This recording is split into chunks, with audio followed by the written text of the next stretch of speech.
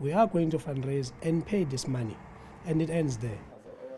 Behind the drive is Philani Mavundla, a property development tycoon and former mayor of Greytown. He's leading a group of wealthy businessmen who want to settle the Nkandla upgrade bill.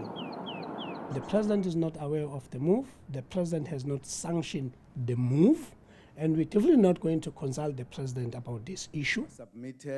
President Jacob Zuma distanced himself from the spending on Nkandla, but Public Protector Thuli Madonsela still wants him to pay back a portion of the 246 million rand spent on his private homestead. His potential benefactors are trying to find out just how much they'll have to pay to bail Zuma out.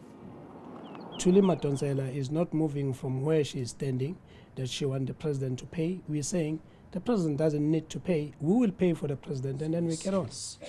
Mvundla says they're writing to the Public Protector to get more clarity and will be asking the Treasury to set up a bank account.